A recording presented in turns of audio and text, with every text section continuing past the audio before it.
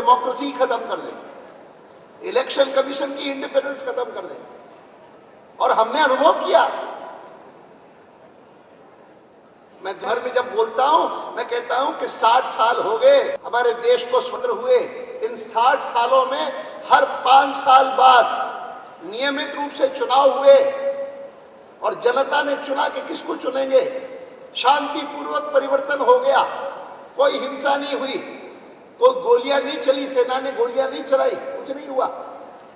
लेकिन मुझे कहना पड़ता है, हाँ, बीच में ऐसे 19 महीने आए थे जब लगता था कि हिंदुस्तान में भी लोकतंत्र समाप्त हो जाएगा। ऐसे 19 महीने आए थे बिटवीन 75 एंड 77। वाजपेयी जी, मैं एक पार्लियामेंट्री कमेटी के लिए गए बेंगलोर। जून का महीना था, 1975 की बात है। और सोचा कि दिल्ली में बड़ी गर्मी होती है और बेंगलोर में सब लोग कहते हैं कि ठंडी हवा चलती है जून में भी, एयर कंडीशन सिटी है। हमने कहा 2 दिन जाकर के ठंडी हवा खाएंगे। हमको क्या पता 19 महीने ठंडी हवा खानी पड़ेगी वहां। रात्रि को इमरजेंसी लग गई, अगले दिन सुबह गिरफ्तार कर लिया, जेल में भेज दिया, चले गए जेल में। भूल नहीं सकते, लेकिन हाँ, उसको भी इस देश की जनता ने बदल करके दिखाया और किसी ने नहीं। हमने संघर्ष किया इमरजेंसी के समय, जयप्रकाश नारायण के नेतृत्व में। जयप्रकाश जी को जेल में डाला, चंद्रशेखर को जेल में डाला, मोरारजी देसाई को जेल में डाला, वाजपेयी जी को जेल में डाला, लाखों लोगों को जेल में डाला, लाखों लोगों को, 2-4 हजार को नहीं, लाखों लोगों को। और ये कह करके कि they are a risk for the nation, risk for the security of the country. पत्रकारों को अनुमान नहीं है, छाप नहीं सकते। मैं यहां पर बोल रहा हूं ना, जो कुछ बोल रहा हूं, आज तो छाप देंगे, उस समय नहीं देंगे।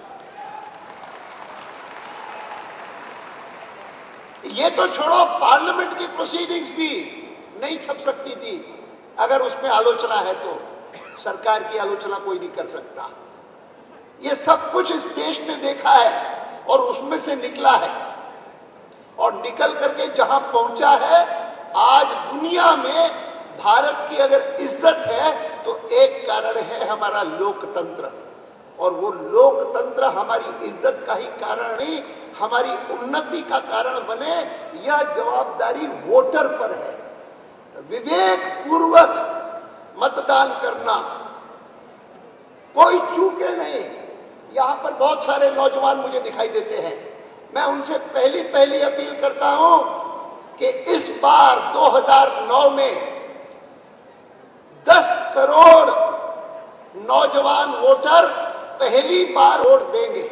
10 crore, they will be voting for the first time. हम में से अगर किसी ने अपना वोट न बनाया हो, अवश्य बनवा ले, नहीं तो आपके नाम का कोई और बना देगा। कई प्रदेशों में ये गड़बड़ बहुत होती है। हम बनवा ले और मतदान के दिन चूके नहीं, वोट देने जरूर जाए। वोट देते समय फैसला करना सरल है। 5 साल जो सरकार चली, दुख दिया क्या देश को? देश की उन्नति की क्या? देश का भला किया क्या? 2004 में जब हमारी सरकार गई थी ना, ओवर कॉन्फिडेंस के कारण गई थी, और 2004 में यूपीए ने मतदाताओं को कहा कि वाजपेयी जी के शासन में खास आदमी उन्नति हुई, आम आदमी की उन्नति नहीं हुई। आम आदमी कमजोर हुआ।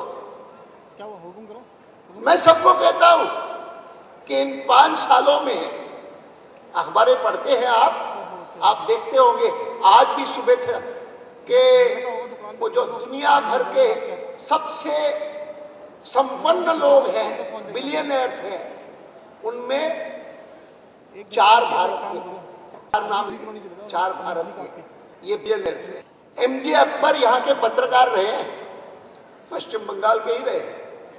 उन्होंने अभी कुछ दिन पहले टाइम्स ऑफ इंडिया में एक लेख लिखा कि जिसमें उन्होंने लिखा कि इन 5 सालों में according to the Indian Statistical Institute of Calcutta, the number of additional people who have gone below the poverty line, गरीबी रेखा के नीचे जाने वाले लोगों की संख्या, गरीब बनने वालों की संख्या 5.5 करोड़ हो गई है। 5.5 करोड़ नए नागरिक वो अब गरीबी सीमा की रेखा के नीचे चले और गरीब हो गए। और हाँ, बिलियनर्स बन गए 2, 4, 5, 6 खास आदमी को तो चिंता आपने की। इतना ही नहीं, ये तो महंगाई के कारण, ये तो मिसमैनेजमेंट ऑफ द इकोनॉमी के कारण। लेकिन अब जो विश्व भर का संकट है, मेल्टडाउन जिसको कहते हैं, उसके कारण जो भयंकर समस्या देश के सामने आ रही है, वो बेरोजगारी की नहीं आ रही है, रोजगार की आ रही है। जिनके रोजगार है उनका रोजगार जा रहा है। रोजगार न मिला एक समस्या है, लेकिन आज कंस्ट्रक्शन से लेकर के इंफॉर्मेशन टेक्नोलॉजी तक 8-10 ऐसे क्षेत्र हैं कि जहां पर काम ठप हो गया है। और कंस्ट्रक्शन का काम ठप हो जाए तो लाखों मजदूर वे बेरोजगार हो गए, उनको कोई काम नहीं, लाखों लोगों को कोई कुछ काम धंधा नहीं।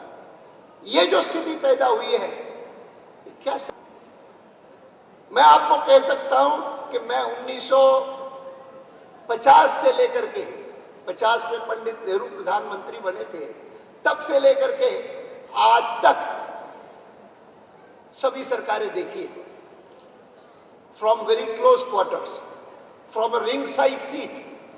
और मैं आपको कह सकता हूं कि पंडित नेहरू से लेकर के डॉक्टर मनमोहन सिंह तक जितनी सरकारें मैंने देखी, अभी तो डॉक्टर मनमोहन सिंह प्रधानमंत्री हैं, नाम के पद है उनको, लेकिन सरकार जो है वो सोनिया गांधी की है, ये मनमोहन सिंह जी की नहीं है। और इसीलिए अगर कहना होगा तो पंडित नेहरू से लेकर के सोनिया गांधी तक की सरकार, इन सरकारों के दौरान में ये पहली सरकार है कि जिसको जनता को बताने लायक कुछ नहीं कि ये हमने किया। एक चीज ऐसी नहीं है कि जिसके बारे में कह सके कि देखो हमने आपके लिए ये किया। जैसे एनडीए की सरकार के बारे में हम जब बताते हैं ना, तो हम 2500 चीजें बताते हैं कि हमने किस प्रकार से पोखरण का विस्फोट किया अमेरिका की परवाह न करते हुए, हमने किस प्रकार से हिंदुस्तान भर में जो ISI के मॉड्यूल्स थे कि जिनके द्वारा वो विस्फोट यहाँ पर करते थे, लोगों को मारते थे, आतंकवाद फैलाते थे, उनको चुन चुन करके प्रति मास 60-70 ISI मॉड्यूल ढूंढ करके उनको स्मैश करते थे। अनेक बातें गिना सकता हूं, ये नहीं गिना सकते, एक नहीं गिना सकते।